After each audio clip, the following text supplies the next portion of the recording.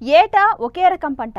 ఆ పంట దిగుబడి కోసం ఆరుగాలం శ్రమించడం. కాలం కలిసి వస్తే సరి, లేదంటే అప్పుడే. ఈ పరిస్థితుల నుంచి గట్టెక్కాలని ఆలోచించాడు నల్గొండ జిల్లాకు చెందిన ఓ యువ రైతు. ప్రత్యామ్నాయ పంటల వైపు దృష్టి సారించాడు. మార్కెట్లో ఎప్పుడూ స్థిరమైన ధర పలికే కూరగాయ పంట దొండ సాగును ఎంచుకున్నాడు. శాశ్వత పందిళ్లపై సాగు చేస్తూ మంచి లాభాలు ఆర్జిస్తున్నాడు.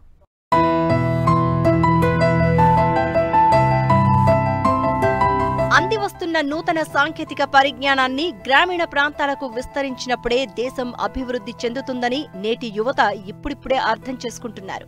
కరోనా లాక్డౌన్ నేర్పిన పాఠాలో లేక సినిమాల ప్రభావమో తెలియదు కానీ రైతు లేనిదే మనిషి మనుగడ కష్టం అని తెలుసుకుంటున్నారు చదువుకున్న యువత.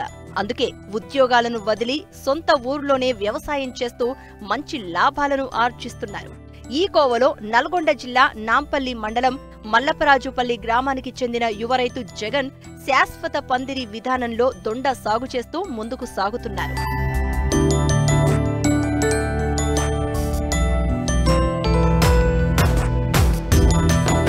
ఇదిగో ఇక్కడ కనిపిస్తున్న ఈ దొండ తోట మొత్తం 4 ఎకరాలు.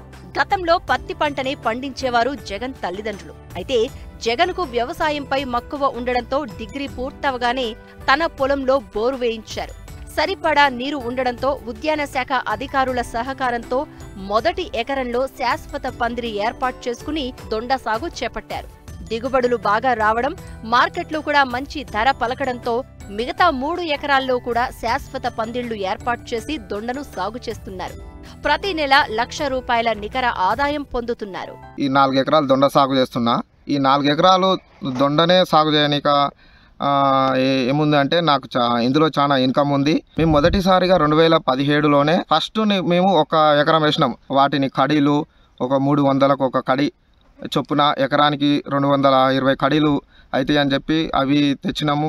మళ్ళీ తీగ ఎకరానికి ఒక 12 నుంచి 13 క్వింటాళ్ళు తీగ, హైడర్లు అని చెప్పి మనకు లాస్ట్ ఎడ్జ్ చుట్టూ ఒక 60 నుంచి 70 హైడర్లని పడతాయి.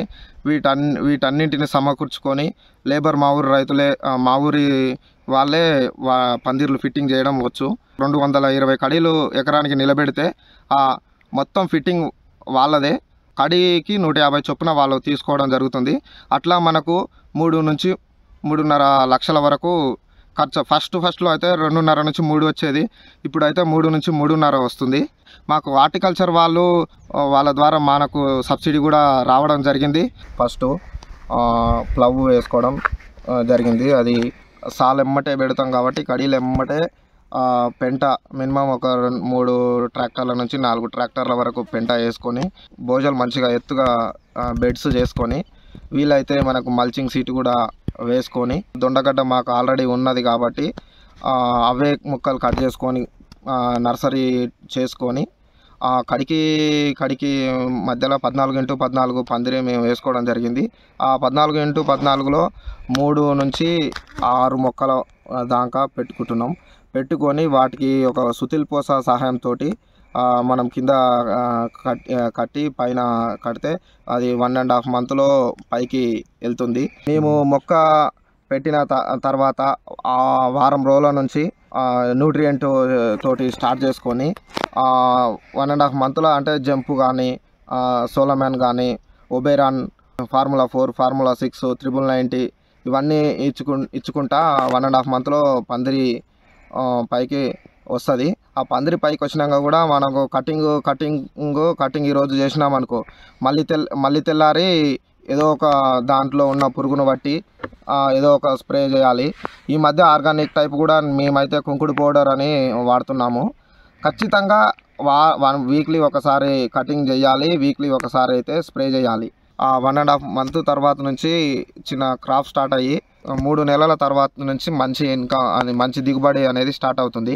ఒక 5 బస్తాల నుండి 10 బస్తాల వరకు. ఇంకొక 4 నెలలు దాటినాక 10 నుంచి 20 అట్నే 40 బస్తాల దాకా వెళ్తుంది. ఒక బస్తా 50 కేజీలు ఉంటుంది. ఒక 50 కేజీల బస్తా 200 నుంచి లీస్ట్ తక్కువ రేటు. అప్పుడు మేము లాస్లో ఉంటాము. ఆ 200 నుంచి 2000 బస్తా దాకా ఉంటుంది. నేను ఇయర్ పెంచుకుంటూ 4 ఎకరాలకు చేరుకున్నా. ఎకరానికి మనకి స్టార్ట్ చేసినప్పుడు ఇన్స్టాల్ చేసిన కాడ నుంచి 1.5 మంత్కు స్టార్ట్ అవుతుంది.